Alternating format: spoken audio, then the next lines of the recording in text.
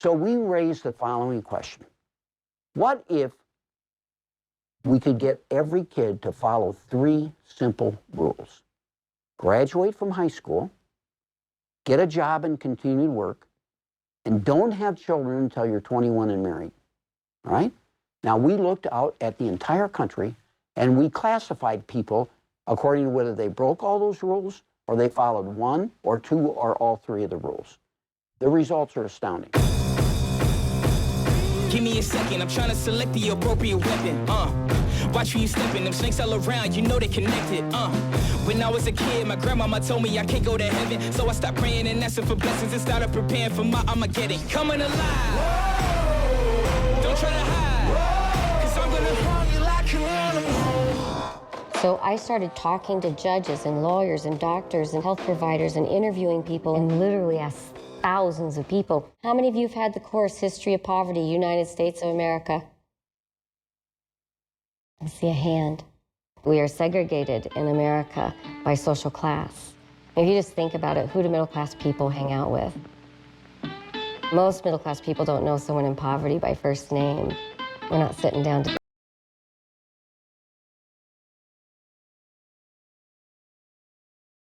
are caught in circumstances beyond their control. Their children will be compelled to live lives of poverty unless the cycle is broken.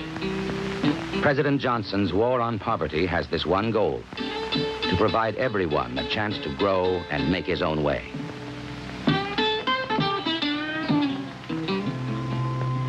I think everything in life that's important really lives in the gray. Like, there's no black and white. There's this gray of how do we make it more clear of what the problem is. There are so many different life experiences of poverty, and we don't have a real clear definition of it. The federal government doesn't have a clear definition of poverty.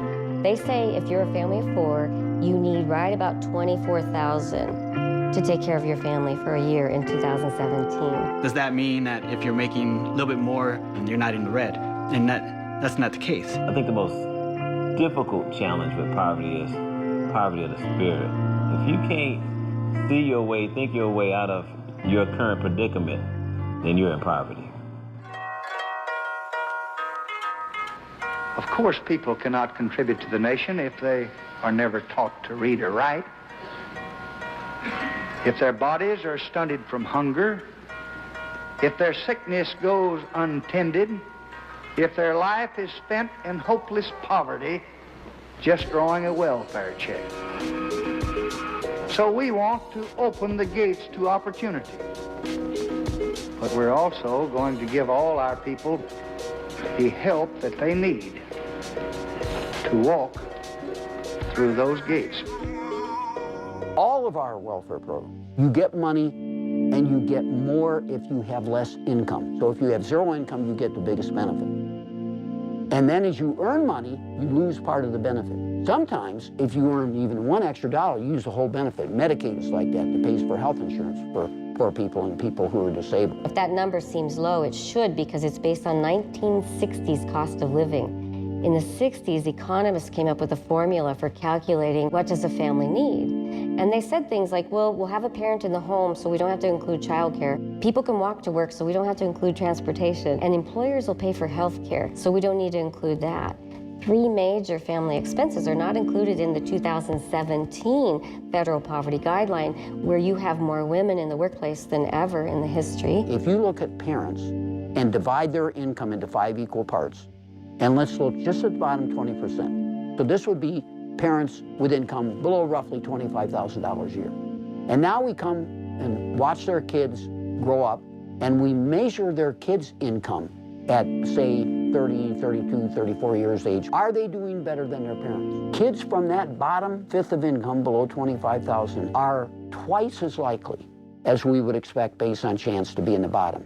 It's very difficult to get out of the bottom. It's a fight. It's a fight every day to meet your needs and the needs of your family. For in this other America we find some 40 million of our brothers and sisters perishing on a lonely island of poverty in the midst of a vast ocean of material prosperity. More must be done to reduce poverty and dependency, and believe me, nothing is more important than welfare reform. I think poverty, to a large extent, is also a state of mind. Poverty is a death sentence. How does poverty look? Poverty doesn't have a look, because you can put some makeup, some clothes on anything, anybody. Sometimes if we've struggled with poverty in a certain way, we tend to be most critical because we say, well, we did it. I pulled myself up by my bootstraps. I got it done. I struggled. I had to work 2 jobs. I did it. Well, your situation's not the same as somebody else's because we're individuals. And our characteristics, our personality, our network of people, our demographics, the area that we lived in are different. So we can't take 2 people from different sections and say, well, this person did it, he must be good, and this person didn't do it.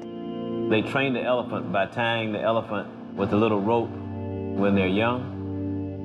And when that elephant grows to be full-size, a full-size elephant, they put the same little rope around that elephant's foot. Because that elephant has been conditioned to only go as far as that rope will let it. Poverty works the same way. In many cases, the people I see have had that little rope around their minds. And that rope would only let them go so far. In essence, only let them dream so far when they were children. And then when they grew up, became adults, that same little rope still tied to their minds. It can only go as far as that rope. The 2 most important things is where you're born and who you were born to. So this one guy, he said, I'll do your study for you. He said, I grew up in poverty. And I said, thank you so much. I said, tell me, how did your family get by?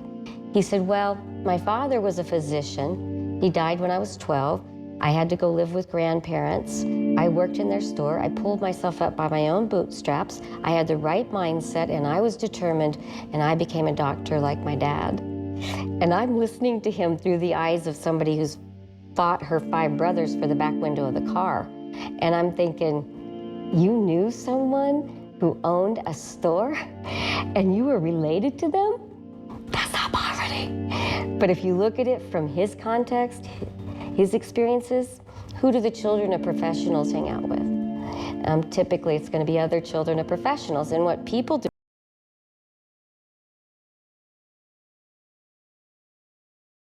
That's not true. That's not the case. It's so difficult to come up with a solution to help someone when we don't understand the problem ourselves. How can we work together? How can we understand each other? And the answer is we have to accurately understand poverty. What is poverty about?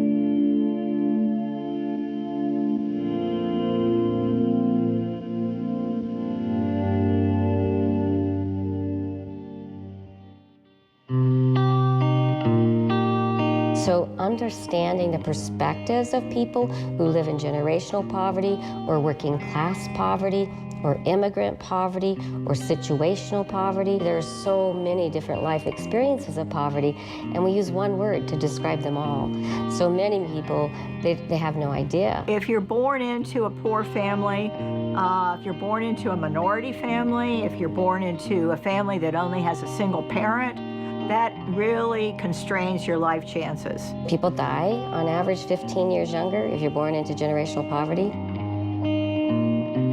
Only 17% of the people born into generational poverty move out. So you move a lot and you just get through the day. And life becomes about getting through the day. Generational poverty is the deepest poverty to cycle out of, and people in generational poverty are working 1.7 jobs and every month have to decide between paying rent or buying food. That's the kind of poverty I come from, where most of my family members can't read and write. There's high mobility, you're constantly evicted, you're going hungry, you don't have nutrition. If you got really, really sick, you go to the emergency room and you just hope they give you samples, because you're not gonna be able to buy the prescriptions. Working class poverty is a little different. You're living paycheck to paycheck, don't have a lot left over, but you know that check's coming, so you feel like you have a little more control over your life, but they're very hard on themselves. They buy into the idea that if they work hard, they'll make it, and yet the labor statistics say without an education or a skill, you're gonna poor your whole life. And then there's immigrant poverty, where you have people who are struggling with housing, transportation, childcare, nutrition, medical care, basic human needs. And in addition to that, they have the language barriers, the cultural barriers, the prejudice, the discrimination, the racism. So they have two really big obstacles to address to really develop to their potential. And then you have situational.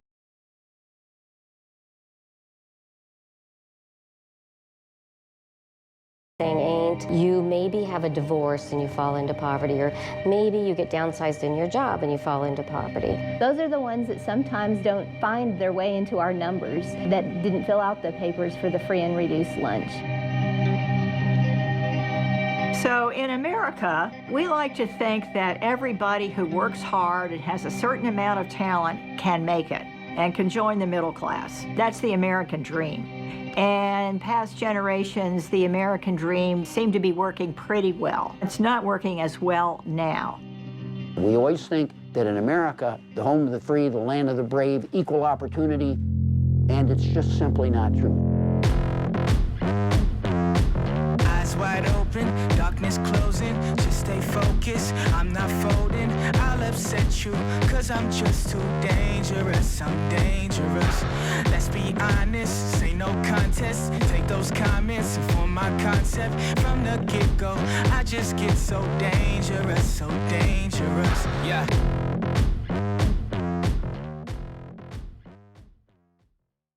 Through education, you can also better yourselves in other ways.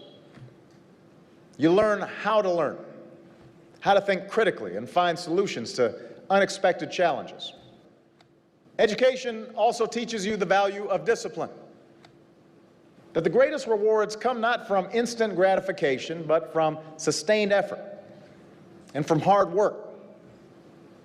And finally, with the right education, both at home and at school, you can learn how to be a better human being. When you look at the landscape of our community, one of the things that keeps me up at night is our education attainment rates. 70% of our citizens, our neighbors that live with us, have no post-secondary credential. Today's economy is very demanding of skills, and skills means education. So getting a job these days with just a high school education is a lot harder than it used to be. The chances are that you're going to be in poverty or close to poverty, and it'll be especially difficult if you're trying to support a family. So I did 20 different focus groups, I did surveys, I did interviews, expecting to find that students were afraid of math, which they are, that students need more tutoring, which they do, but those weren't the barriers that students identified that were keeping them from being successful in the classroom. What students told me overwhelmingly is the biggest barriers to their success in the classroom had nothing to do with the classroom. Transportation, childcare, healthcare, housing, food, utility payments. Statistics show that college is a very successful way to go, and it's still the best decision for students, for anyone who wants to get out of poverty or level up in what they want to do. However, I also think that the worst thing to do is go to college and drop out. Here's the goal. The goal is to graduate. You gotta graduate. Like, you just can't drop out, because unlike anything else, you still gotta pay the bill.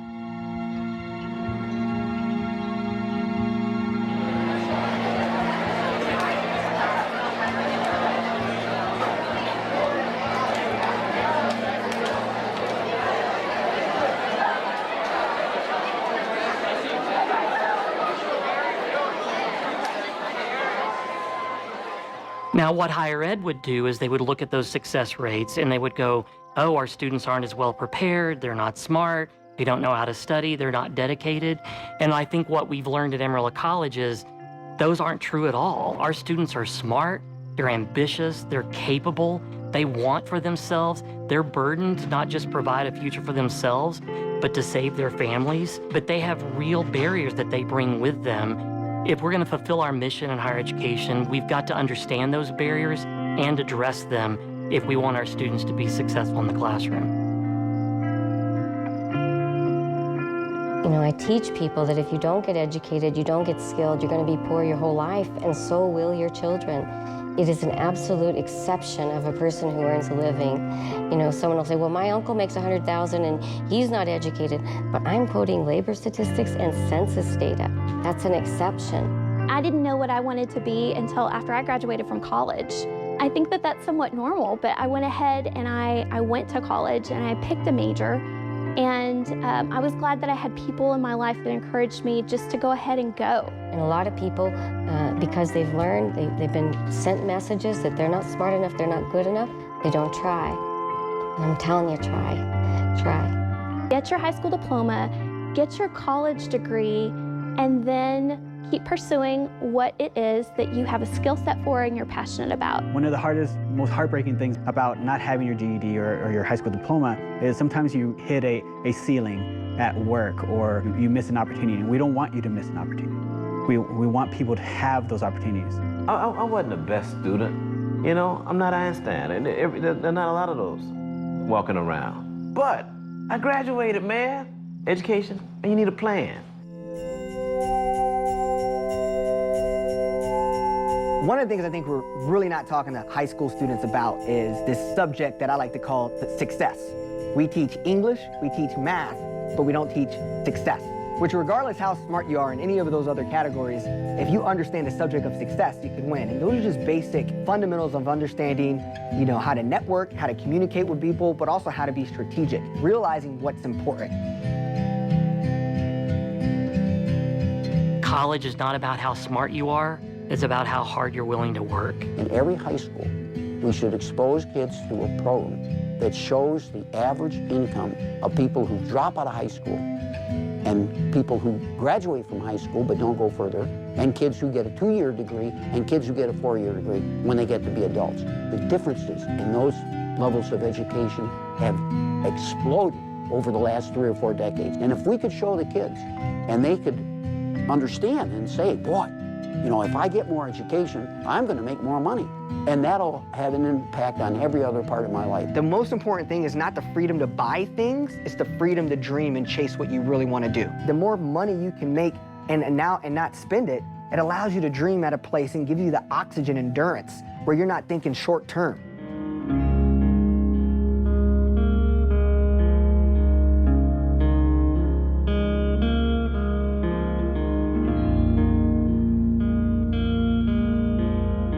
One thing that I think is so important to understand is how poverty steals your hope and your confidence. I was talking to the students at my tea place, and I loaded one up in my car, brought them over here, walked them through the process, got them signed up, we got them enrolled, and then that student told me, after we got him a schedule, when it came time to go to class for the first day, he sat in his car in his parking lot for 3 hours and couldn't get out of the car. That's not because he wasn't smart or capable or he didn't want to do it. That's because he was afraid. And that's real, but it can't be an excuse. Everybody in their life, everyone has fear. I just challenge you to work through your fear and don't let fear keep you from being your best self. Don't give up on yourself. When you are educated,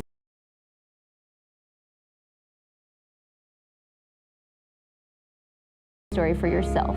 You need to surround yourself with other people who are going to speak possibility, and do not allow negative people or negativity to talk you out of your dreams. What are you passionate about? What do you have a skill set for? And in the meantime, keep pursuing your education. You have to understand that you have so much purpose between 14 and 24 that the decisions you make not only going to impact yourself, they're going to impact your kids and your grandkids who you don't even know is going to benefit from the little decisions you make today. You may not see it, but your grandkids will definitely see it.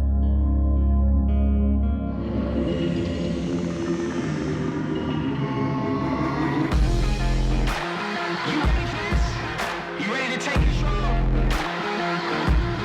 Are you giving up control or are you taking control? Huh? Every time we've been down, we take control. It's our country, baby. Take control. Get on your feet. Let's take control. A tell you one story about a young woman. I watched her decide that she was going to be a singer. And I'm telling you, from the moment she decided she was going to be a singer, she was really a little girl at that point. Every time I saw her, she was doing what? Singing, okay? You know, this work ethic that she had was just freaking amazing. I mean, you know, as a kid, I saw her singing all the time. And then when we started this church in downtown Houston, her family joined, brought the kids, she and her sister, and she joined our choir. And every now and then she'd get a solo, and she would put more into that solo than the whole choir would into the whole song. And now she is on the largest platform in the world. Her name is Beyonce. All because of her work ethic. From a young woman who made a decision as to what she was going to do and be in life and allowed no one to get in her way. Will everyone be a Beyonce? No. That's why you got to have a plan A, a plan B, and a plan C. We have hard workers in this community, whether they're students at Amarillo College or employees in the community. We have a really hard work ethic. The issue is they're underemployed, so they're working really hard and not making a living wage doing it. Poverty is, I am working according to census 1.7 jobs, and still I can't put food and pay rent. I have to make a choice. So when we say you just got to work harder in order to make it, that's not true. Not when you're experiencing poverty, because people in poverty are working. I started looking at who's the #1 teacher of poverty in the United States of America. And my answer that I found was the media. So what's the average person going to know about poverty and the people who live in it? It's probably going to be things like, well, they're getting rich off welfare. If a kid in high school is thinking, it's not that big a deal, as long as I have kids, I'll be fine. I'll be getting welfare. I'll be getting a cash welfare. We'll be covered by Medicaid. I can get housing and so forth. It doesn't happen that way. In 1986, my welfare check was $408. For me, Jennifer was 6, Daniel was 2. My 15-year-old homeless cousin was living with me, and they said, we won't help her because she's not yours. We'll give you $408. My rent in a neighborhood called Felony Flats in Portland, Oregon, was $395. Who can do the math? A welfare check today for a family of 3, national average $478. That's 1986 to 2017. The average rent, according to HUD, for a modest apartment is $750. The average disability check is $756. It's almost impossible to get out of poverty based just on public benefits. Our labor statistics say if you take a minimum wage job and you work 10 years and you don't have education beyond high school, you don't have a skill like electrician or plumber, the average increase after working hard for 10 years in a person's income is $2 an hour. Doesn't matter how hard you work. I mean, think about it. Who works harder, the person cleaning the hotel room or the person in their office? You don't move up without a skill or an education. So if you want to buy your mom a house, you want to make sure your kids don't go hungry, you got to get a skill. You got to get education. Now, if you want to earn, let's say you start out at $30,000 a year and have the possibility of going all the way up to $60,000 or $70,000 a year, you have to have skills. You have to be talented. You have to know how to do things. You need what we call soft skills and hard skills. Hard skills are just, being technically trained to do something. Take computer literacy. Anybody who goes through school these days and isn't computer literate is going to be in trouble. And I think our schools should be doing a lot more, if they're not already, to teach people programming and coding skills and the whole set of things. You can't get a decent job anymore if you don't have those skills. And then there are the soft skills. And if you talk to employers, employers will tell you that they're really missing the soft skills as much as the hard skills. The soft skills are things like getting to work on time, dressing appropriately, knowing how to interact with other people, knowing how to be polite with a client or a customer, knowing how to problem solve, knowing what to do when something doesn't go quite right, being a bit creative.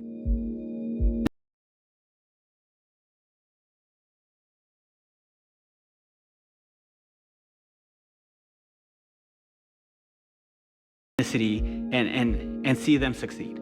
So it becomes attainable. You don't know what you don't know. And I think a lot of times that's what I think holding people back in poverty. They don't know what's bigger than their town, and they don't know what they could do bigger than what they see on TV and the people they see at school and the people that their parents are.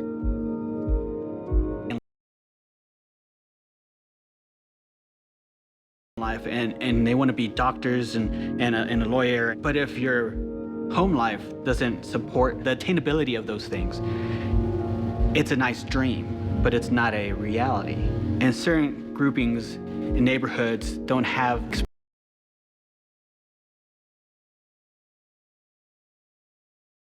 exposed, especially the youngest kids, to that.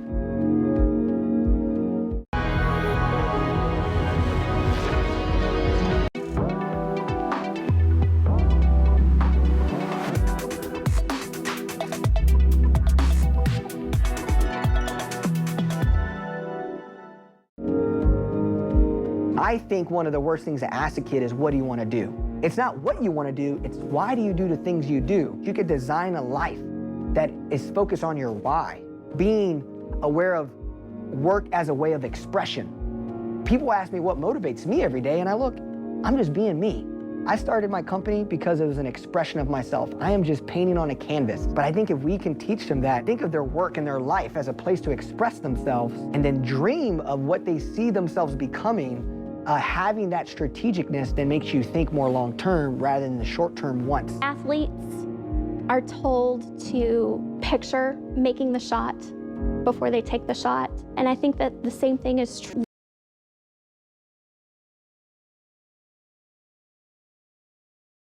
Looking like, and not just pick an arbitrary goal, but what do we want our life to look like? And then create a plan to get there. And we can help kids do better. But it's in their hands. It's in their hands. That's a lesson every kid should learn, and they should accept the responsibility. I can make sure that I never live in poverty and my kids never live in poverty if I do the right thing.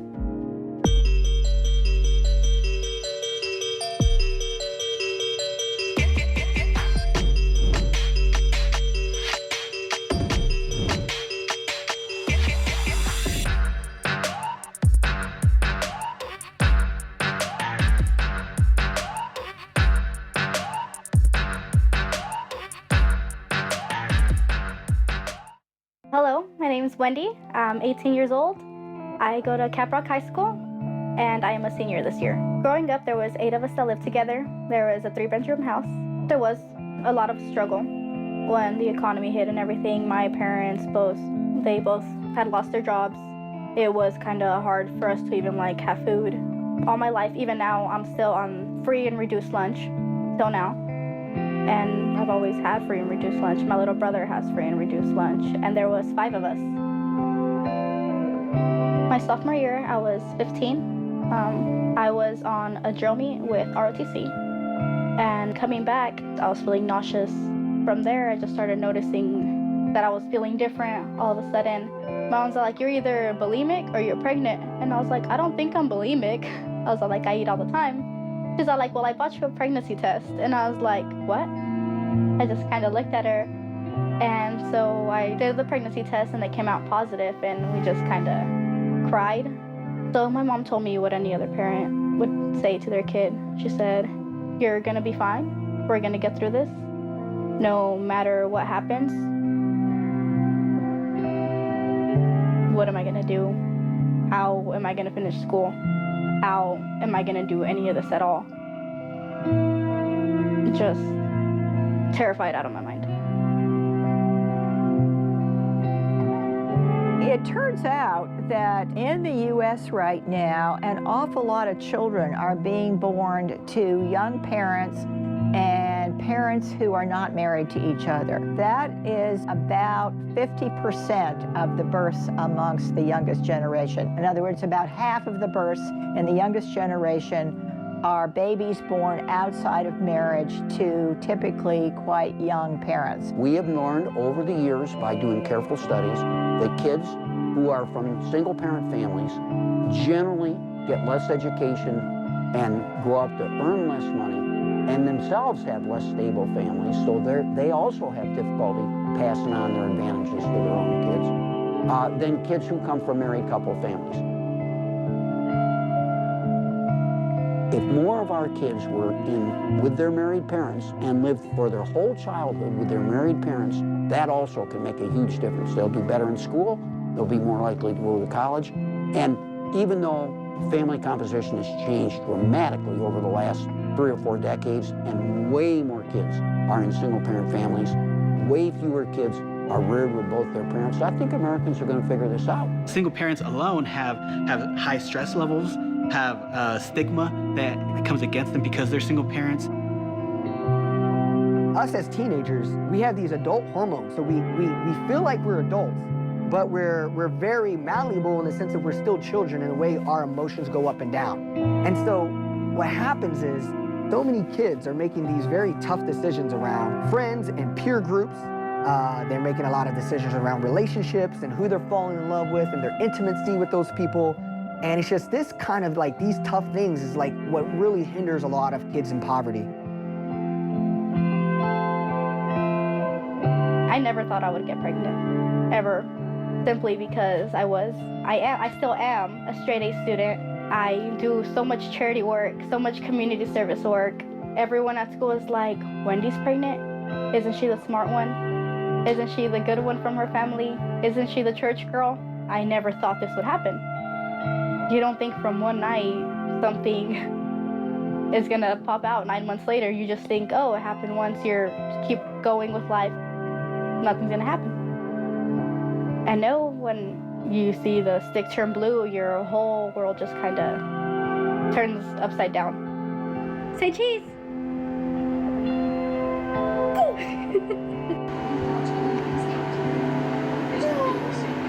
When we're talking about the idea of participating in risky behavior, whether we're talking about having sex, doing drugs, drinking, watching pornography, whatever it is, getting involved in social media, becoming really addicted to whatever device it is that you're using, if we're talking about any of those risky behaviors, I think it's important to consider the outcomes of those things. It's important to consider that we're not living for just this moment. Wait to have a child, don't fall into the teen pregnancy element. Really think about the cost that it takes to be a parent, the cost in time, the cost in finances. And I would encourage you to wait until you're married before you have kids. Wait until you know you've got that second parent, that second income that can help you raise that child. What kills me is when I see a kid with all the academics, they're rocking.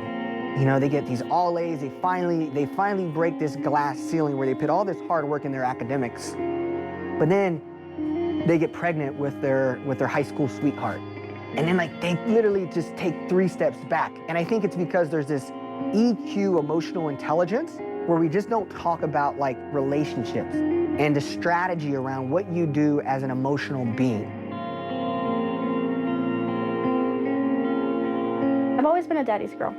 I would go to him for everything. When I got pregnant, he distanced himself a lot.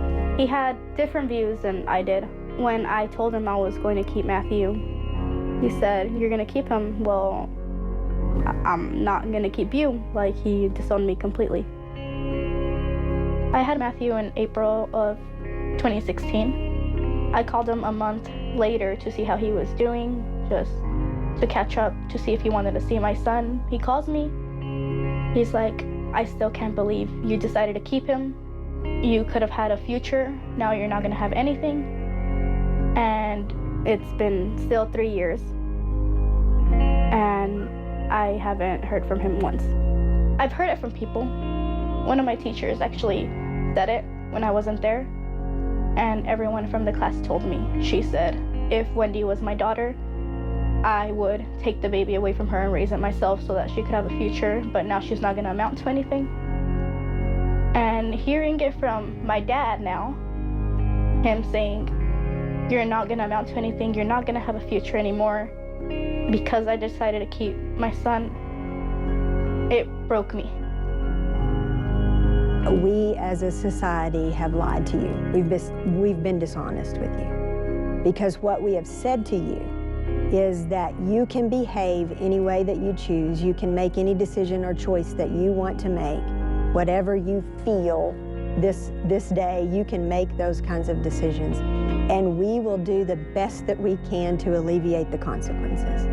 But the fact is, we cannot alleviate the consequences.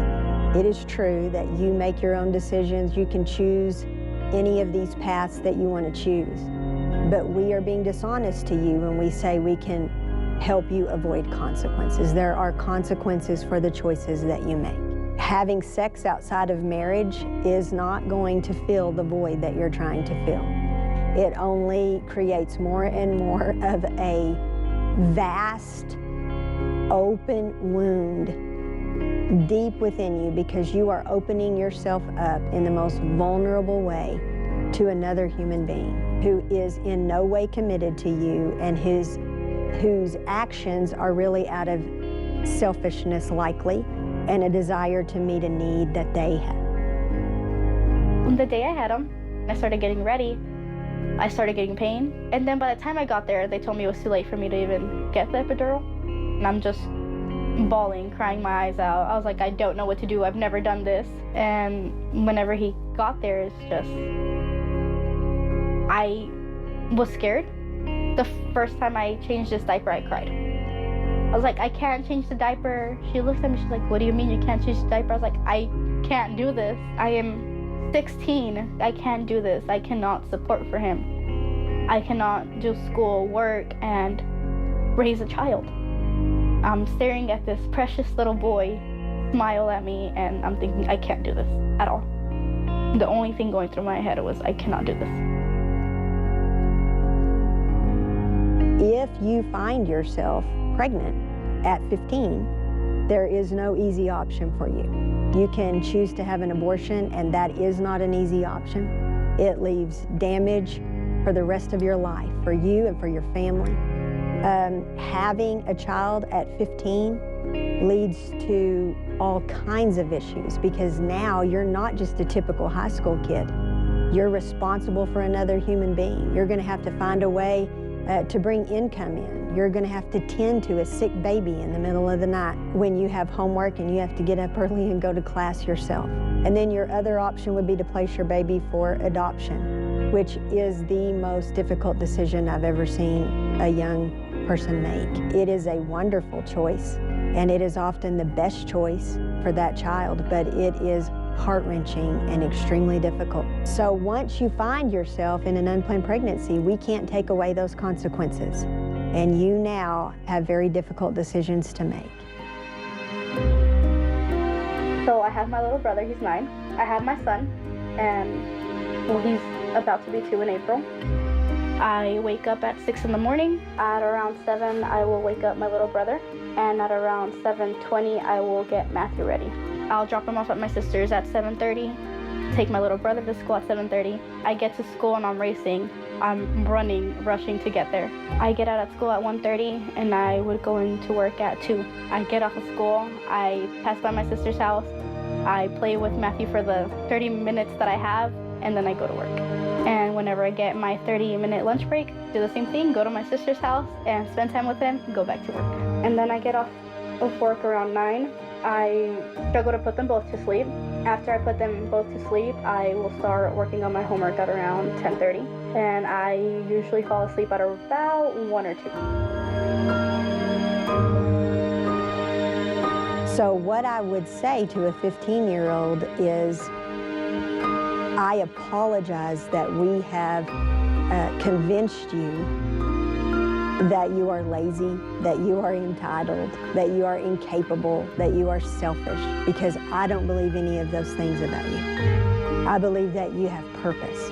I believe that greatness is on the inside of you. I believe that you bring value into other people's lives, and you'll bring value into the life of this child if you choose to carry. But it's not going to be easy.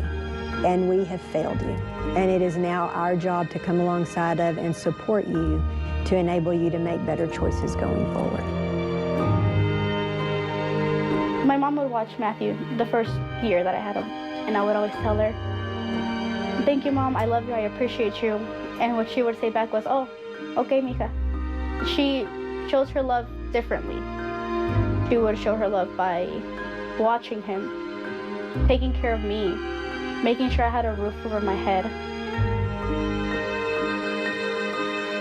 She told me for the first time, I know I never tell you this often, but I am so proud of you. You have a baby, you are working, you're going to school. Not only that, you are getting scholarships. She told me that I was a fighter. She said, eres una mujer.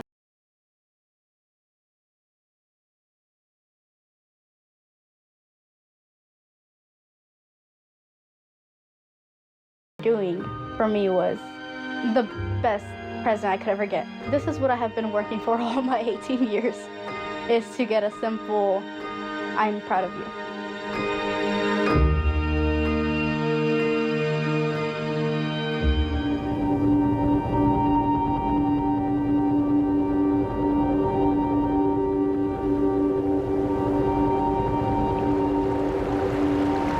في الحقول القريبة من النهر كان الفلاحون يعملون. لاحظ أحدهم أن تيار النهر يجرف طفلا صغيرا في مجراه. رمى أحد الفلاحين نفسه في النهر واستطاع إنقاذ الطفل. وما إن استعاد الطفل وعيه حتى رأى الناس أن النهر يجرف أطفالا صغارا آخرين. وسرعان ما تجمع تدفق من الأطفال الصغار وانشغلت القرية في إنقاذهم.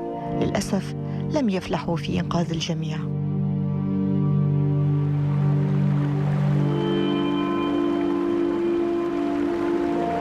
بعضهم سحبتهم المياه الصاخبة إلى القاع، وآخرون انزلقوا من أيدي الفلاحين عند محاولة إنقاذهم.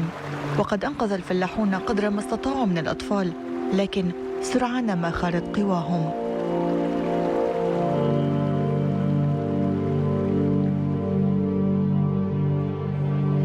ضج الفلاحون ودبت الخلافات في القرية. بعضهم قال أنه يجب إشراك الجميع في عملية الإنقاذ، إذ قد يموت الكثير من الأطفال في مجرى النهر.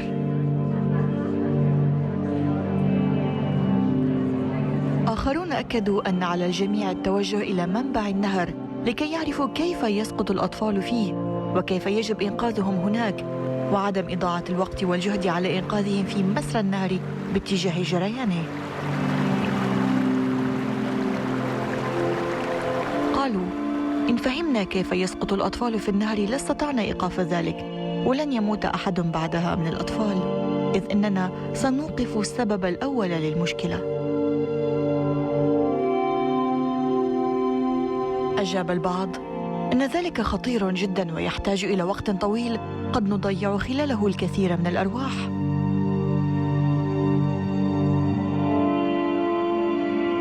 إلغاء المشكلة عند المنبع وإنقاذ الجميع من السقوط في النهر، هذا هو واجبنا.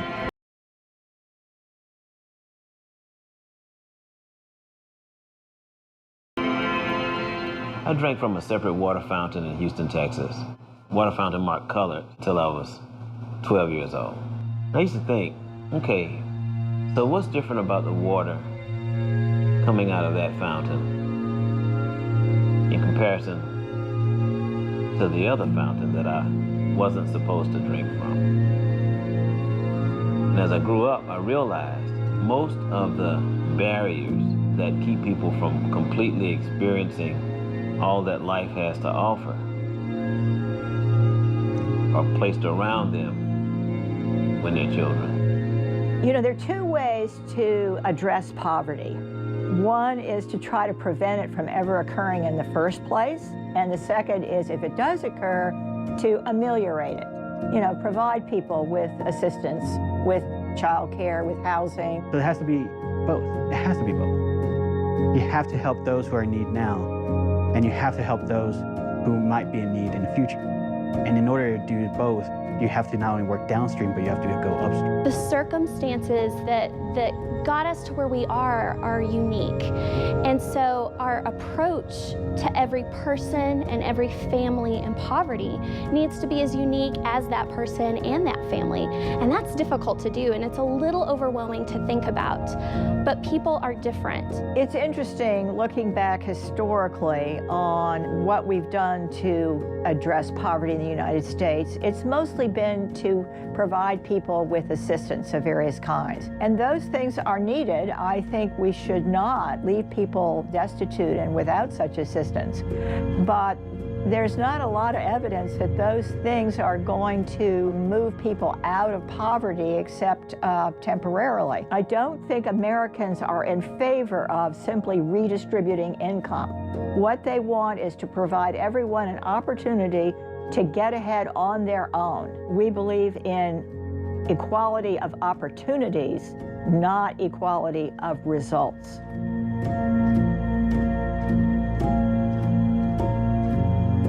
I went to a conference once. The conference was an opportunity conference where we invited 74 families from our community in hopes to just allow them a pathway to cycle out of poverty. Majority of the people in this conference were generational poverty. So they came in and they heard from Dr. Donna Beagle, her story, and were encouraged. It was a 6-hour program, and she would say, how many of you know what it is to have a disconnect notice? How many of you know what it is to receive an eviction notice? And before long, arms were coming up, and she allowed them to see that if I can do it, you can too. We all have hope within us. Sometimes it just gets buried.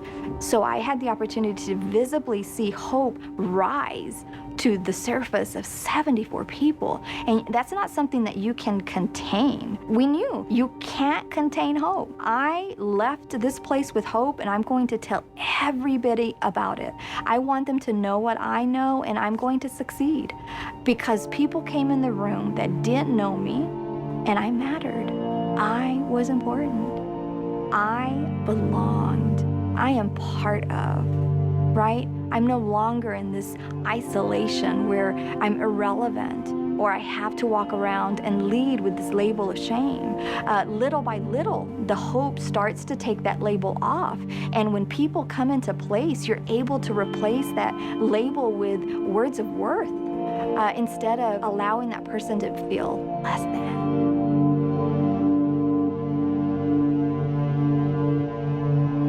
We all are the same when it comes to what our basic needs are and what our basic desires are.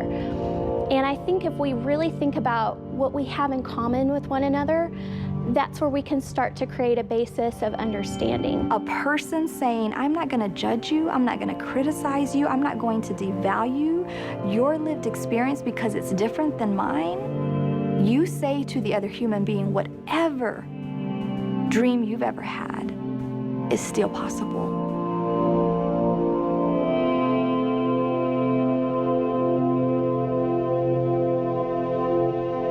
When I was growing up, it felt like there were a few kids that were completely off the rails. And there were a few kids that were trying really hard to make good choices and really had their focus set where it needed to be. But most of us were somewhere in this gray area where we're trying to get our toes as close to the line as we can without completely stepping over. But we weren't really convicted either way, and we're just all kind of trying to get by and get along. What I see now is that there are more kids off the rails.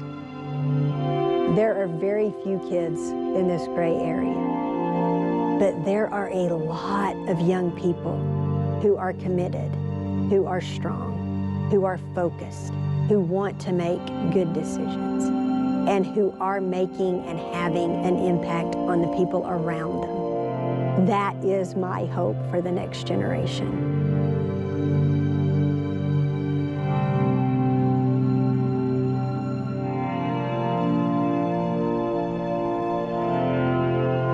And that hope comes from the stories that we tell. That hope comes from us saying to our scholars, you can do this. We're going to stand by you. We're going to help you get through this. They have the power to turn the ship around. And it happens by making one good decision after the next. If you want to be bigger, you have to realize the things you do from 14 to 24 are compound interest of things that we're going to take you to places that you can't even understand. What you do today is going to play more compound interest than anything else. You're playing a game that's bigger than yourself. You're playing a game for yourself, for your family's name, for your kids that don't even exist yet, and for your grandkids who are going to benefit off of the hard work you put in today.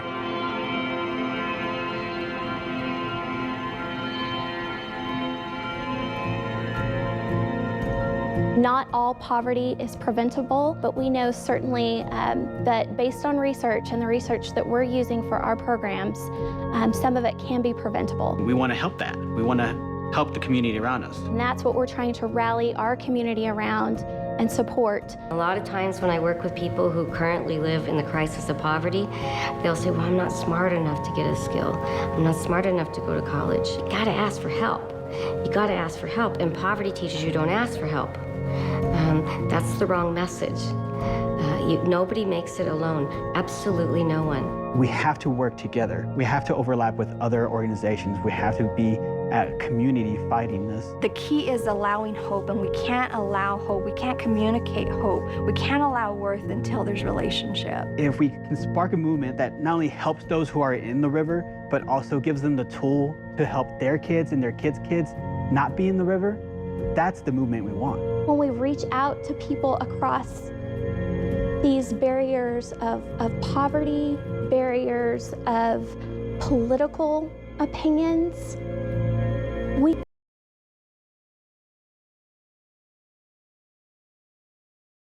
and find out that they're not so different after all.